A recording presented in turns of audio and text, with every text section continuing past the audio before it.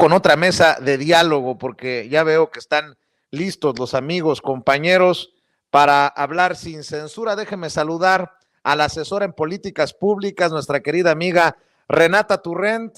Renata, un abrazo, ¿cómo estás? Buenas tardes, sí, buenas tardes ya. Buenas tardes ya. Amigo querido, ¿cómo estás? Qué gusto estar contigo, con todo tu auditorio y ahorita con el siguiente invitado también. Qué gustísimo.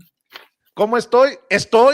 Pero ¿cómo andan desatados todos? Mi Uf, querida Renata, me imagino que a exactamente. ti también te toca aguantar de todo, ¿no? Sí, mesura a los compañeros, mesura que el enemigo está, el adversario está allá afuera, acá somos compañeros. Claro, te mando un saludo, Renata. Déjame saludar también al sociólogo y analista político Julián Atilano. Querido Julián, buenas tardes, te saludamos con mucho gusto. ¿Cómo están? Buenas tardes, querido Vicente, Renata, ¿cómo estás? Qué gusto verte de nuevo. A la orden, hay muchos temas para comentar. A ver, déjenme iniciar con algo que ha estado insistiendo el presidente Andrés Manuel López Obrador, con el no a la politiquería en el evento del 1 de julio, en donde nos vamos a congregar ahí en el Zócalo cientos de miles, estoy casi seguro, para celebrar un aniversario más del triunfo histórico en las urnas en el 2018. No porras ni ataques, y a ver si se cumple entre el público, entre los asistentes. Creo que es una prueba de fuego también para el movimiento en momentos en que se caldean los ánimos en los recorridos, por no llamarles campañas, en las giras de quienes buscan convertirse en coordinador o coordinadora de la defensa de la transformación. ¿Cómo ves, mi querida Renata? Totalmente, estoy apuntando algunas ideas para que no se me vaya a olvidar, pero creo que el presidente, como siempre, hace una gran movida, incluso hace política todo el tiempo y esta es una de las muestras más de cómo la hace, siempre buscando la unidad y buscando que los procesos sucedan haciendo política y no politiquería. Y creo que lo que dices sobre ponerlos como una prueba de fuego es una lectura muy inteligente y muy interesante que hace mi querido Vicente, porque creo que justamente lo que está haciendo el presidente es elevar el costo político a aquel o aquella corcholata que pudiera llegar a hacer politiquería y a romper este acuerdo de no agresión y de compañerismo, etcétera. Y en ese sentido, creo que además de todo, el presidente nos recuerda no a las corcholatas, sino a todas las personas que vamos a asistir a apoyar al presidente, al movimiento. Este no es un evento para las corcholatas, es un evento para el presidente y el movimiento y la gente. Saber que todos y todas somos responsables de este proceso interno. Nuestra mesura, nuestro compañerismo, uno, creo que se va a recordar, y dos, creo que es un capital político para cualquier corcholata que cada uno esté apoyando, ¿no? El hecho de poner el movimiento por encima. Y creo que, insisto, para cerrar, este 1 de julio será una prueba de fuego para todo mundo, ¿no? No solamente para las corcholatas, sino para quienes acompañamos este movimiento y donde tendremos que mostrar esa disciplina política y ese compañerismo y el que esto es muchísimo más grande que una sola persona. Bueno, debo de decir que tiene razón Reina L. Hasta me hizo reír con su comentario en el chat. Dice, si en el chat no entienden, menos en el Zócalo. SOS, dice. Mi querido Julián, también escucho tus reflexiones sobre este llamado del presidente a celebrar por el movimiento, sin ataques, sin porras, y esto va a estar muy interesante. Por eso no hay que perdérselo este 1 de julio en el Zócalo. Ahí vamos a estar, querido Vicente. Mira, estoy de acuerdo en que, por supuesto, que esta sucesión o este proceso interno de Morena, pues obviamente genera pasiones, es totalmente normal que eso suceda. Probablemente el 1 de julio van a existir consignas, etcétera. Espero, creo que así va a ser, en un plano de respeto, pero vamos a ver, por supuesto, expresiones para apoyar a alguien. Espero que no se excedan, pues, que no parezca que pues es un evento a favor de las corcholatas, porque como bien dice Renata, esto es un evento histórico y me gustó ver de fondo que tiene ahí esta fotografía de la toma de protesta, porque justo lo que estamos celebrando, y espero se convierta en uno de los símbolos, en uno de los rituales de la propia 4T, como un gran régimen político, como un gran proyecto político de largo aliento, que fechas como el 1 de julio estén ahí presentes en la memoria colectiva del obradorismo, de la historia política del propio obradorismo. Y a eso vamos a celebrar. Por supuesto que también lo que vamos a ver, no lo dudo, que distintos bloques, agrupaciones dentro de Morena, pues van a tratar de pues llevar el número más posible de personas para que se vean también las fuerzas, para que se vea también el peso de cada una de las agrupaciones. Eso ha pasado últimamente, seguramente va a estar pasando, pero más allá de eso, que lo que me parece totalmente legítimo, no creo que vaya a haber ninguna crispación, sobre todo porque quien va a estar al frente es el propio presidente. Y también hago un llamado a que no se nos olvide que el presidente López Obrador, el líder de este proyecto, y no solo presidente, sino el líder político de la 4T, pues sigue, por supuesto, en funciones. Y a diferencia de anteriores momentos políticos e históricos, donde empezaba ya la sucesión presidencial y se empezaba a desdibujar la figura del presidente en turno, en este momento no va a suceder por el propio peso que tiene el presidente y además qué bueno que en medio de este proceso de sucesión interna se convoque a un gran pacto, no solo de unidad, sino también de alegría. Yo creo que el mensaje, la esencia del mensaje del presidente, además de conmemorar el triunfo histórico, va a ser reafirmar la unidad política. Así es, y bueno, hay que decir que nuevamente la aplicó el Poder Judicial, nuevamente juez y parte. El presidente ya lo había advertido que con esto de invalidar la segunda parte del Plan B a la reforma electoral, la Suprema Corte de Justicia de la Nación invadía, se entrometía en decisiones y actuar del Poder Legislativo y nuevamente la están aplicando o evidenciándose como los verdaderos opositores a la cuarta transformación que dirige el presidente Andrés Manuel López Obrador, Renata. Absolutamente. Creo que este es un tema que ahora con la salida de las corcholatas o de los compañeros y la compañera que tienen la aspiración de coordinar la 4T, se nos, como que hubo una pausa en este análisis que habíamos estado teniendo sobre lo que se llama el lawfare, ¿no? Que significa en español o se traduce más o menos como una guerra judicial, que la hemos visto en muchísimos países de América Latina. Esa ha sido en realidad la estrategia de las últimas décadas de intervencionismo de Estados Unidos o de los poderes fácticos contra gobiernos legales, legítimos, democráticos de izquierda, y que no causa sorpresa que nos esté empezando a pasar aquí, dado que todas las otras rutas que había tomado la oposición para frenar los proyectos de López Obrador no habían sido exitosas. Entonces creo que en primer lugar eso, ¿no? Creo que es una conversación importante que tendremos que tratar de ayudar a que se vuelva algo público y explicar esto es lo que está pasando. Miren, así ha pasado en Argentina, así ha pasado en Brasil, etcétera. Y que de esa manera la politización de la estrategia que están haciendo sirve un poco como defensa o por lo menos como contención a estos movimientos totalmente antidemocráticos, además, ¿no? Recordar que esta es la misma gente que está gritando a todas, en todas las esquinas que la división de poderes y no sé qué, cuando en realidad desde el Poder Judicial se está invadiendo las tareas, las responsabilidades que tienen en el legislativo. Es gravísimo, ¿no? Y lo hemos visto, obviamente, insisto, en América Latina y por eso tenemos que ser más cuidadosos.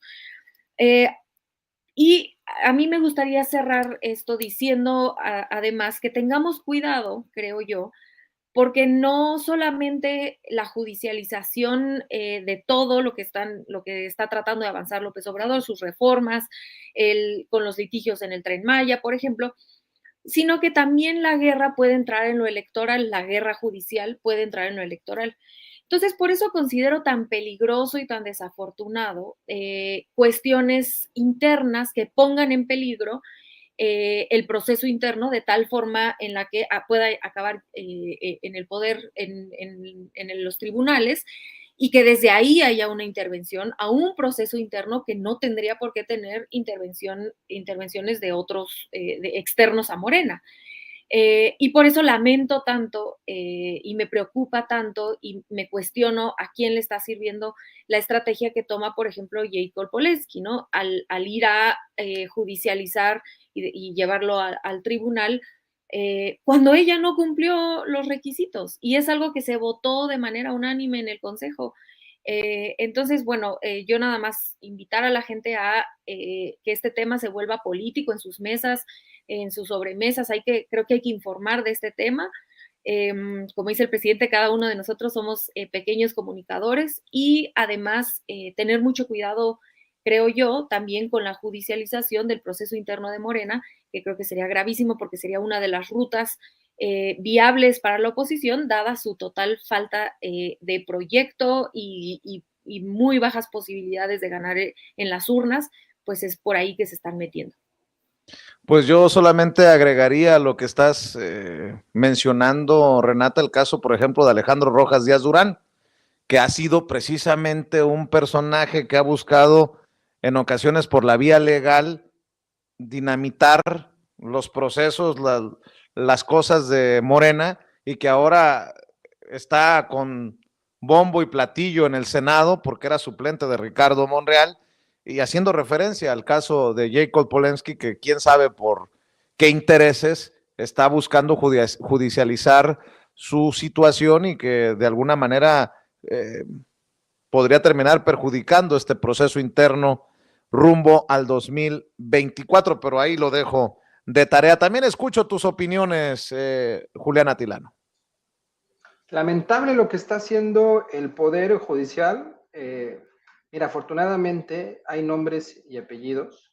Es el ministro Lainez quien está promoviendo, pues, que prácticamente la soberanía no tenga voz, porque el Congreso de la Unión es un poder democrático elegido por millones y millones de personas. En cambio, el Poder Judicial, pues, es uno de los poderes, más bien es el poder más antidemocrático que existe, elegido de una forma muy oscura. Y digo que afortunadamente ya hay nombres porque en el pasado no sabíamos quiénes estaban en el Poder Judicial. Es decir, la gente más informada pues sabía más o menos cómo funcionaba, algunos nombres, pero la mayoría del pueblo no. Y ahora, en este momento transformador, en donde, como dice Renata, cada una de nosotras y nosotros somos también comunicadores de esta transformación, pues ahora sabemos que hay un ministro que se apellida Lainez y que está torpedeando este proyecto transformador y sobre todo la soberanía popular. Entonces no podemos estar obviando lo que está sucediendo y sobre todo que no se nos olvide que lo que se busca cuando el presidente habla del plan C es que haya una mayoría calificada, es decir, es que haya 2/3 partes en el Congreso para que se puedan hacer las modificaciones fundamentales, radicales que el país necesita. Va en varios sentidos, pero principalmente es transformar el poder judicial, democratizarlo. Y para poder democratizar el poder judicial se necesita que todas y todos salgamos a votar el próximo año para que Morena y sus aliados tengan la mayoría en las cámaras y puedan transformar.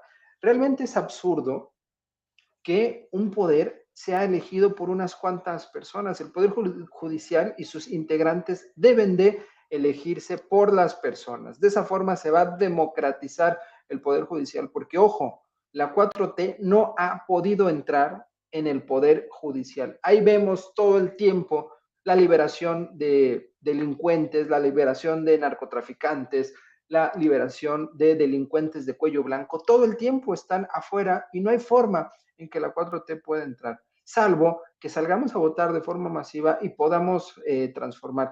Entonces, que no se nos olvide que acciones como la que está intentando impulsar el ministro Lainez es, por un lado, una reacción a los dichos del presidente cuando convoca a un voto mayoritario, a un plan C, a un voto masivo, y por otro lado, porque es la línea conservadora que siempre ha tenido el Poder Judicial, el supremo poder conservador, es lo que estamos viendo todo el tiempo. No les interesa el pueblo, es un grupo de élite, lo mismo que era Lorenzo Córdoba y Ciro Murayama, personajes totalmente desvinculados del pueblo, de las bases. Es lo que estamos viendo. Entonces yo remataría.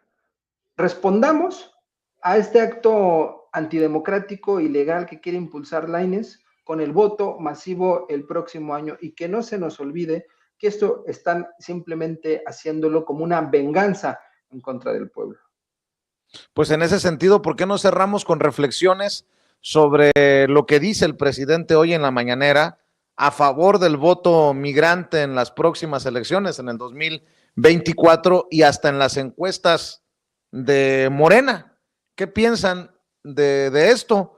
Creo que ya urge, ya se ha tardado mucho esta posibilidad de un voto masivo también desde el extranjero de nuestros héroes y heroínas. El presidente Andrés Manuel López Obrador en la mañanera hizo referencia precisamente a este planteamiento que le hace Nancy Rodríguez de Oro Sólido, mi querida Renata. Sí, totalmente.